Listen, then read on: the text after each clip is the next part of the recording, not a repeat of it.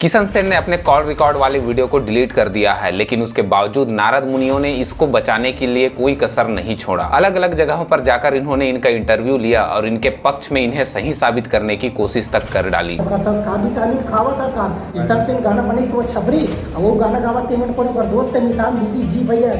हमारी Chhattisgarhi film industry ना दो लोगों से मिलकर चलती है। एक वो जो वरिष्ठ पत्रकार होते हैं, जो कि अभी फिलहाल वर्तमान में नारद मुनि के नाम से बदनाम है। इनके द्वारा लिखा गया लेख मुश्किल से 60-70 लोग ही पढ़ते होंगे, बाकी किसी को घंटा फर्क नहीं पड़ता। ये अपने साथ 2-4 छपरियों के साथ एक दूसरे का इंटरव्यू लेते हुए दिखाई देते हैं, उससे ज्यादा इनको कोई बहाव देता भी नहीं है। संगवारी हो बवंडर के का नाम है? कमलेश नागेश दादा। जो आज संगवारी हो 7 करोड़ के सवाल तो हमें बताते नहीं था। देश में पहली बार कोई ऐसी फिल्म आवत में भाई बहन हीरो बनते। ताबिर हुसैन जी ने किशन सेन को बचाने में सबसे ज्यादा कोशिश की है। ये पब्लिक के सामने वीडियो पर बोलते कुछ और हैं और अपने लेखों पर लिखते कुछ और हैं। खैर, इनके चेलों की जोड़ी अभी फिलहाल नदारद है। इनके चेले इतने फर्जी होते हैं जो सवाल तो 7 करोड़ का पूछते हैं, लेकिन इनकी खुद की आधी जिंदगी दूसरों से उधारी पर चल रही होती है। 7 करोड़ के सवाल लेके हाजिर हो चुके हो दादा। 7 करोड़ के सवाल।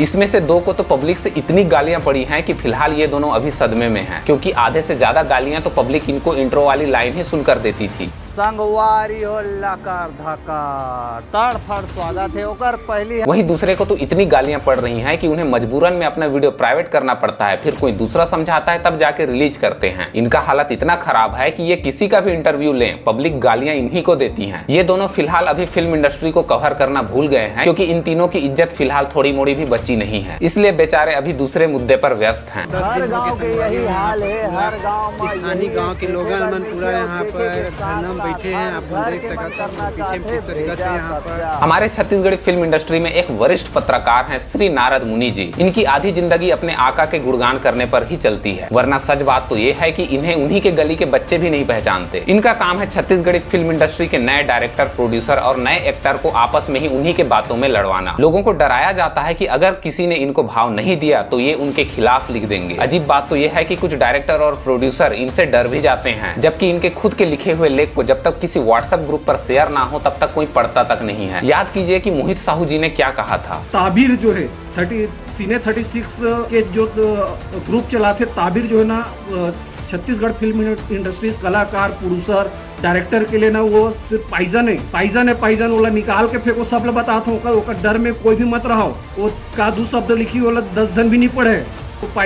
पिछले 1 साल की इनके सिनेमा 36 की यूट्यूब चैनल पर आप अच्छे से देखकर एनालाइज करेंगे तो आपको ये चीज देखने को मिलेगा। इनके पूरे यूट्यूब चैनल पर 2 लोगों के ऊपर वीडियो बना है। पहला तो सतीश जैन जी और उनकी आने वाली फिल्मों को लेकर। इनकी पोस्ट और आर्टिकल को आप जब भी देखेंगे तब इनमें कुछ न कुछ बुराइयां जरूर लिखी होंगी, लेकिन दिक्कत यह है कि उसके नीचे में वो सतीश जैन जी के लिए तारीफों के पुल बांधते हैं। अप्रैल में इनके 4 वीडियो आए थे, जिसमें से 3 वीडियो सतीश जैन जी के ऊपर थे और 1 वीडियो उनकी फिल्म मोर छैया भुइयां 3 के लिए था। 10 अक्टूबर 2024 से लेकर 30 जनवरी 2025 तक इनके टोटल जो है 26 वीडियो आए हैं, और इनके 26 वीडियो में से 20 वीडियो सतीश जैन जी और इनके फिल्म टीना टप्पर के ऊपर ही बना हुआ है। टीना टप्पर के ऊपर 20 में से 16 वीडियो बने हुए हैं, वहीं सतीश जैन जी के ऊपर 4 वीडियो बने हुए हैं। टीना टप्पर के ऊपर इन्होंने इतना वीडियो क्यों बनाया, जबकि सतीश जैन जी का टीना टप्पर से कोई लेना देना ही नहीं था? इसके पीछे की एक सबसे बड़ी वजह यह है दोस्तों कि टीना टप्पर में खुद ताबिर जी ने यहाँ पर एक विलेन का रोल किया था, तो ऐसे में फिल्म का प्रमोशन करना तो बनता है। तुम जो इतना मंद मंद मुस्कुराती हो टीना, फेफड़ा फट के बाहर आ जाएगा कमीना। पिछले कुछ दिनों से इनके गैंग पत्रकार बनने की कोशिश कर रहे हैं और इनको गालियां भी इतनी पड़ रही हैं। खैर वो अलग बात है, चलो किसी को तो थोड़ा बहुत तो अक्ल आ रहा है। वैसे पिछले कुछ दिनों से मेरे बोलने के बाद से इनके दुकान पर ताला लगा हुआ है, कोई इनको भाव नहीं देता। ऊपर से अमलेश का जब से वीडियो आया है तब से इनको गालियां ही पड़ रही है।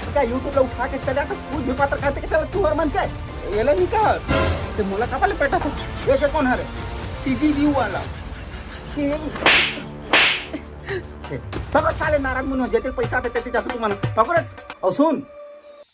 हाँ, तो सीजी व्यू के नाम ला बढ़िया लिख स्पेलिंग गलत है। अगर कोई मुझसे पर्सनली इनके बारे में ओपिनियन ले तो मैं तो यही कहूंगा कि भाई इतना भाव ये डिजर्व नहीं करते, बस कुछ लोगों ने इन्हें सिर पर चढ़ाकर रखा हुआ है। हो सकता है कि मैं अपनी जगह पर कहीं गलत हो जाऊं, लेकिन एक के पीछे तलवा चाटना, उनको डिफेम करना, उसे बचाने की कोशिश करना, उनके बचाव के पक्ष में लेख लिखना को मैं निष्पक्ष पत्रकारिता नहीं मानता। इनकी जो सिनेमा 36 की जो वेबसाइट है, इनमें इन्होंने अपने हीडर वाले सेक्शंस पर मोर छैया भुइयां पार्ट 3 का पोस्टर बकायदा लगाकर रखा हुआ है, जिसे मैं एक निष्पक्ष पत्रकारिता नहीं मानता। पता नहीं मुझे ये चीज समझ नहीं आता कि इनके लेख से लोग इतना डरते क्यों हैं। अलका चंद्राकर जी ने माफी मांगी, यहाँ तक कि नितिन दुबे जी ने 2 वीडियो डालकर इस मामले को शांत कराने की कोशिश किया, लेकिन ताबिर जी ने इन्हीं के खिलाफ एक पूरा पोस्ट लिख डाला। किशन सेन के पक्ष में इन्होंने कई पोस्ट डाले, यहाँ तक कि इन्हें बचाने के लिए 2 लोगों को लड़वाने की कोशिश की, लेकिन वो खुद इस बात को भूल गए कि 2009 में इन्हीं के आका ने खटियामा आना गाना बनाया था। इस लेख में उन्होंने क्या लिखा है वो भी एक बार देख लो। इन्होंने लिखा है कि नितिन दुबे जी का किस्मत अच्छा है जो इनके हिस्से में कोई अश्लील गाना नहीं आया, यही वजह है कि ये मसीना बनने के लिए वीडियो डाल दिया। इनके लिखे हुए लेखों से साफ पता चलता है दोस्तों कि ये किसी के प्रति कितनी हद तक नफरत पैदा कर सकते हैं। अगर कोई इनको भाव ना दे तो उनके प्रति नफरत लिखना ये शुरू कर देंगे। किसी कला क्षेत्र का चुनाव करना कलाकार के सोच और उनके विचारों पर निर्भर करता है, ना कि किस्मत पर। अगर नितिन दुबे जी ने कोई अश्लील गाना नहीं गाया तो क्या ये उनकी किस्मत थी? नहीं, बल्कि ये उनके विचार थे। इस बात को ताबिर हुसैन जी जैसे पत्रकार नहीं समझ पाएंगे। इस तरह के पोस्ट करके किसी की छवि को गिराने की कोशिश की जाती है, जबकि कोई भी पत्रकार इस तरह के लेख किसी के बारे में कभी नहीं लिखेगा। बात यहीं पर खत्म नहीं होती दोस्तों। ताबिर जी को ये बात बहुत अच्छे से पता था कि उनके आका के एक गाने खटियामा आना के लिए लोग उंगलियां जरूर उठाएंगे, इसलिए उन्होंने बड़ी बेशर्मी के साथ इतने लंबे चौड़े पोस्ट के नीचे में उन्हीं के तारीफ में एक लंबा सा पोस्ट लिख दिया। उन्होंने ऐसा इसलिए किया ताकि लोग उनके द्वारा बनाए गए गाने के ऊपर उंगली ना उठा सके। उन्होंने सतीश जैन जी को बचाने के लिए बहुत कोशिशें की, बहुत ज्यादा ही कोशिश की, लेकिन फिर भी पब्लिक ने उनके गानों के ऊपर उंगलियां उठाई। तब जाके एक छोटा सा माफीनामा इन्होंने एक कोने में लिख दिया। इन्होंने अश्लीलता के ऊपर कुछ वीडियो बनाए और यहाँ तक कि लेख भी लिखा, लेकिन जब बात सतीश जैन जी के माफीनामा की बारी आई तो इन्होंने ना कोई पोस्ट डाला और ना ही कोई वीडियो बनाया, बस नीचे एक छोटे से लाइन में जनता को माफी मांगने वाली बात का उल्लेख कर दिया। अब बात आती है दूसरे लोगों की, जो होते हैं डायरेक्टर और प्रोड्यूसर। ये लोग छत्तीसगढ़ सिनेमा को योगदान के नाम पर सिर्फ कॉपी फिल्में दिखाएंगे, गाना कॉपी, सीन कॉपी, पूरा का पूरा फिल्म कॉपी। अब कुछ छपरी लोग बीच में आकर यह सफाई देंगे कि इस फिल्म को भी इन्होंने ही डायरेक्ट किया था, इसलिए इसे कॉपी कहना गलत है। ऐसे अंधभक्तों को ये समझाना मुश्किल होता है कि किसी डॉक्यूमेंट को कॉपी चाहे सफेद पेपर में करो या पिंक पेपर,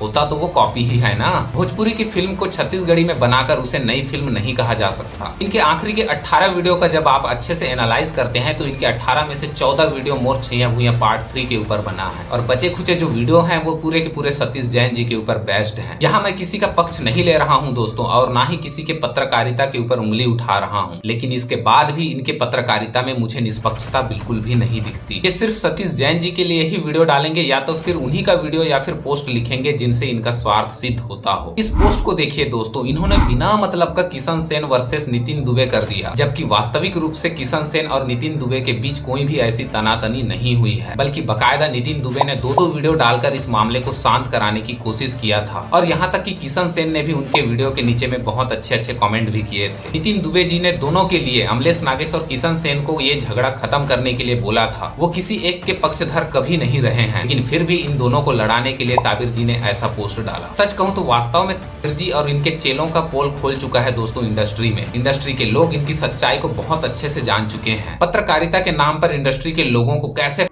आया जाता है ये बात उन्हें बहुत अच्छे से पता है, जबकि वास्तव में इसके व्हाट्सएप ग्रुप से बाहर इनका कोई अस्तित्व है ही नहीं। ऐसे में इन लोगों से डर के इंडस्ट्री में काम करने की कोई जरूरत नहीं है। ये अपने नाम से अवार्ड शो रखते हैं, लेकिन नॉमिनेशन की क्राइटेरिया क्या है कोई नहीं जानता। छत्तीसगढ़ में 3 से 4 करोड़ की जनता में कितने लोगों ने इन्हें वोट किया, इसके बारे में आज तक किसी को कोई जानकारी नहीं है। और आखिर में आधे से ज्यादा अवार्ड सतीश जैन और उसकी पूरी टीम को दी जाती है। मोहित साहू फिल्म इंडस्ट्री के, हमारे छत्तीसगढ़ी फिल्म इंडस्ट्री के भला बिल्कुल नहीं चाहे, अगर चाहती तो ऐसे फैसला बिल्कुल नहीं करती। भुइयां 2 के समय भी इन्होंने सतीश जैन जी का इंटरव्यू बीच में लाकर इस कंट्रोवर्सी को हवा दी थी, लेकिन अगर वो चाहते तो यह इंटरव्यू बीच में ना लाकर इस कंट्रोवर्सी को यहीं पर खत्म कर सकते थे, लेकिन उन्होंने ऐसा बिल्कुल भी नहीं किया, बल्कि सतीश जैन जी और मोहित साहू को आपस में आमने सामने लाकर लड़वा ही दिया। उसके बाद तो आप सभी को पता ही होगा कि मोहित साहू जी ने ताबिर हुसैन जी को डायरेक्ट जहरीला सांप कहा था इस इंडस्ट्री के लिए। आप सब लोग पूरे छत्तीसगढ़ फिल्म इंडस्ट्री बता देता हूँ, ताबिर जो है 36